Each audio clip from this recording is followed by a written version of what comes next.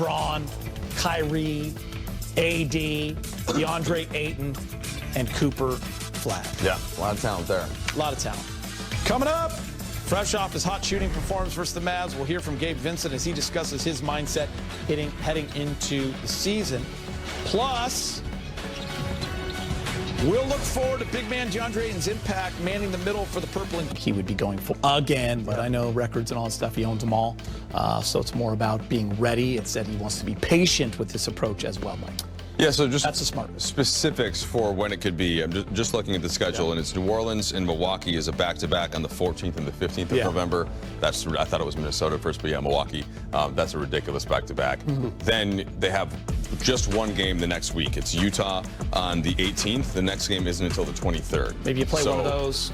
Yeah, so maybe you could target coming back for that Utah game, just kind of knock some rust off, get the extra recovery days until the next matchup, which is at Utah. So that makes sense. If I'm going to try to find a positive out of this, Skeeter, it's that, all right, this is going to be Luka Doncic's franchise moving forward. Right now, it's still Luka Doncic's and LeBron's, with sprinkle in some Austin Reeves and et cetera. So this gives Luka a chance to really assert himself as a leader, as the absolute fulcrum of the team, as the way that they're going to build around it. And then LeBron comes back, and to me, maybe this lets LeBron elongate how much he can play at that highest level this season. So instead of spending all of that capital on the court, how many miles he's got more than anybody else ever has, but how many miles does he have left for a postseason run? And maybe this helps the Lakers ultimately have a better chance of winning playoff series if LeBron gets this early rest. That is along the lines of what Danny Green was sitting in that same chair talking about, like, hey, this is year 23. And LeBron doesn't have to chase all those things, playing the amount of games and all the awards. Like, it's about playing great when it really counts, and maybe having all that in the tank when it gets to the playoffs. And maybe this helps it, because how do they manage him in year 23, Brez? How does he manage it? Yeah, it's never been done. As you can see right here, Vince Carter came close, Kevin Willis, a few other guys, And by the way, Brez, all those guys, none of those guys played major minutes either. Yeah, 6 points a game. Year. Yeah, this is like I've been studying this for a few years now, and that was like maybe 15 minutes per game, maybe 6 points. Like LeBron was All NBA second team last year. Is this the year, guys, where it's less minutes and less games? Well, it's really I'm very cautious around that narrative. Remember a couple years ago, LeBron played a few minutes under 30 in the season opener, and everybody, a lot of the beat writers were chasing that story. I would have too if I was still a beat writer. Oh, what's going on here? And then the very next game, he played his usual mid-30s, mid-minutes, maybe even more, just to prove a point. So it's really hard to predict what the minutes are going to look like. All I know is the points, the rebounds, the assists, they're still where they have been really for the last several years. There's been no discernible drop in any of the stats.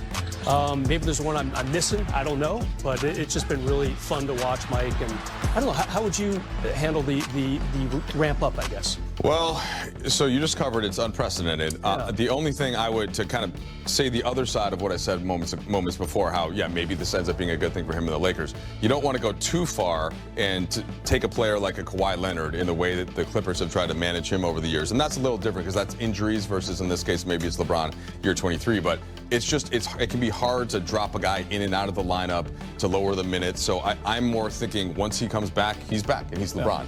And then they go from there. And if he needs to take a game or two, that's one thing. But I don't really see him playing too many fewer minutes. I don't either. I think he knows how to manage himself on the court better than most. And that's part of what you have Luka Doncic for. And, this year getting Ayton some more size. So I yes, take this first part of the season, get healthy from the back. But once he's back, he's back. I'm with you, Brez, too. Like, it's not a story until he tells us it is. Exactly. Hey, guys, I'm playing 26 minutes. then we can start writing about it. All right, Access rolls on after the break. Luka 2.0 is ready to... Lakers Breakdown is live, and the latest on LeBron's injury has turned into the defining subplot of this season.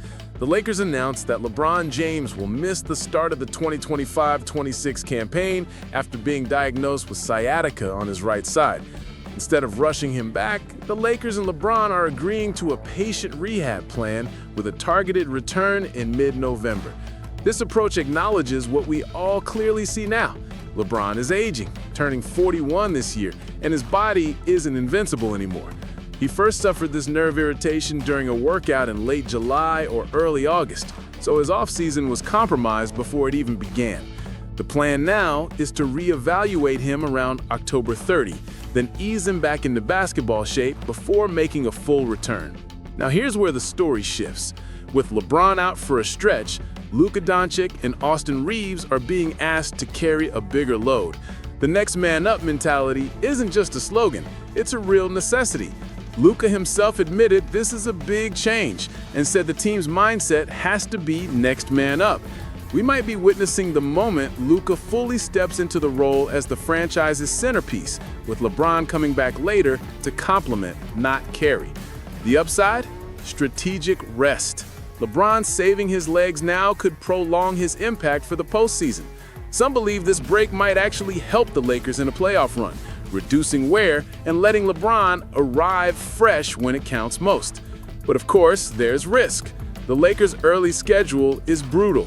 On opening night, they'll be without the greatest player in franchise history. Chemistry, rotations, bench depth, it's all getting tested.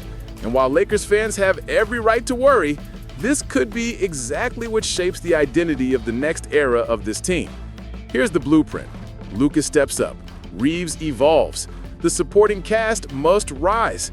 When LeBron returns, he's not coming back to carry everything. He's coming back to supercharge a squad that's already been through the fire. This is not the end of the LeBron era. It's the transformation of it. Lakers Breakdown believes this: adversity doesn't define a champion. How you respond does. Buckle up, Lakers Nation, because we're watching something new take shape.